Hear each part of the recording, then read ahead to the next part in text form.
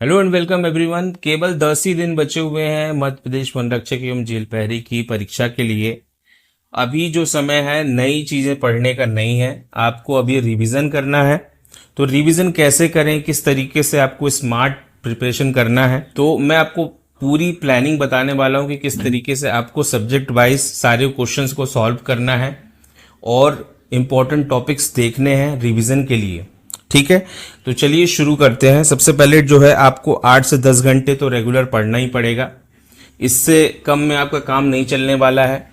10 ही दिन बचे हुए हैं, आपको रिवीजन के लिए इतना समय आपको निकालना है।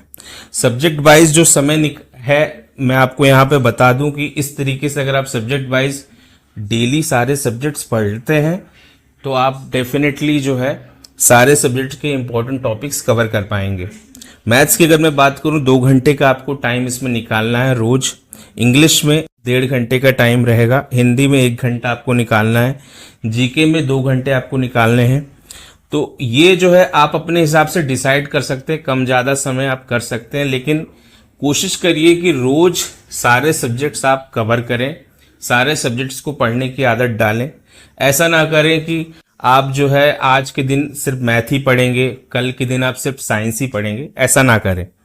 ठीक है, अब सब्जेक्ट वाइज इंपॉर्टेंट टॉपिक्स आपको सारे बता देता हूं मैं। देखिए, इंग्लिश में जो आपको पढ़ना है, पढ़ना नहीं है, रिवीजन करना है जो इंग्लिश में। ठीक है, ये इंपॉर्टेंट जो आपको टॉपिक्स हैं, एरर डिटेक्शन हो गया, फिल द ब्लैंक्स हो गया, सिनोमिनस हो गया, ठीक है, टेंस एंड नरेशन हो गया, रीडिंग कंप्रेशन हो गया। इन टॉपिक्स के क्वेश्चंस आपको सॉल्व करने हैं। अब जो भी सोर्स हो आपके पास, प्रीवियस ईयर्स के बुक वगैरह जो भी है आपके पास, उसमें आपको इंग्लिश सेक्शन में इन टॉपिक से संबंधित क्वेश्चंस करने हैं। 2 रीडिंग पैसेज आपको यहाँ पे करना है। 30 क्वेश्चन कम से कम आपको सॉल्व करने हैं ग्रामर के, और 20 वोकैब के क्वेश्चंस आपको यहाँ पे सॉल्व करने हैं। हिंदी की अगर मैं बात करूं तो हिंदी में संधि, समास, विलोम, पर्यायवाची, मुहावरे, ठीक है, वाक्य शुद्धि, ये क्वेश्चंस आपको यहाँ पे, इनसे संबंधित क्वेश्चंस आपको यहाँ पे करने हैं। ठीक है, इसमें भी 30 से 40 क्वेश्चन आपको रोज प्रैक्टिस करना है। मैथ्स की अगर हम लोग बात करें तो मैथ में जो है percentage, ratio and proportion, profit and loss, average, time and work, simplification, number system, ये इंपॉर्टेंट चैप्टर्स हैं। इससे संबंधित आपको जो है क्वेश्चंस लगाने हैं।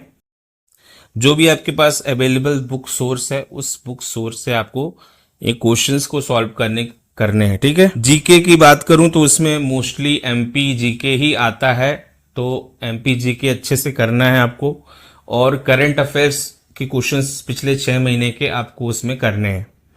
अब इसमें जो है आपको जो इंपॉर्टेंट टॉपिक्स हैं वो कुछ इस प्रकार से हैं। MP national park, reverse and dams, government schemes, current affairs, sports and awards, forest related questions इससे आपसे पूछे जा सकते हैं। साइंस का जो टॉपिक है, साइंस का जो सब्जेक्ट है, उसमें इंपॉर्टेंट टॉपिक्स कुछ इस प्रकार से हैं। Human body, nutrition, diseases, basic physics formula, daily life chemistry. Daily life chemistry मतलब केमिस्ट्री।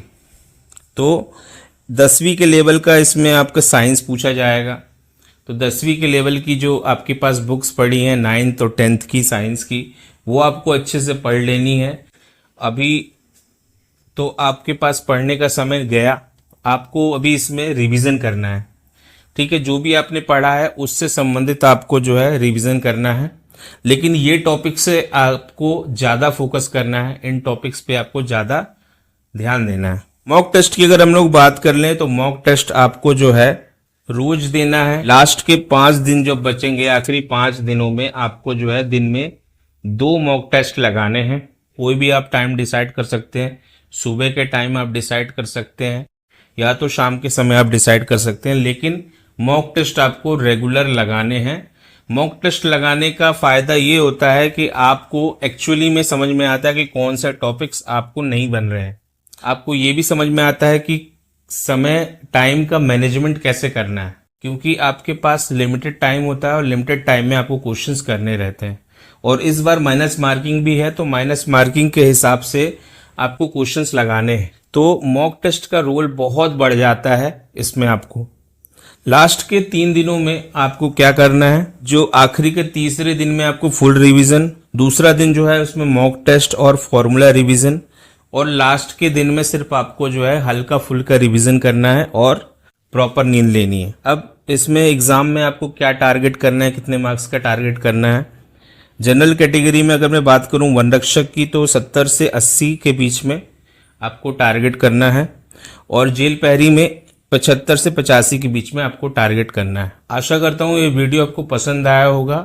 कोई भी अगर डाउट हो तो कमेंट सेक्शन में आप कमेंट कर सकते हैं। एग्जाम के लिए मेरी तरफ से आप सभी को बेस्ट ऑफ लक। अपना फुल एफर्ट डाल दीजिए, ठीक है, पूरी मेहनत करिए, और ये टॉपिक्स जो इम्पोर्टेंट है उन टॉपिक्स पे आपको ज़्यादा ध्यान देना है। आशा करता हूँ ये वीडियो आपको पसंद आया होगा। वीडियो पसंद आया वीडियो को लाइक करें, चैनल को सब्सक्राइब करें। मिलते हैं अगली वीडियो में। जय हिंद, जय भारत।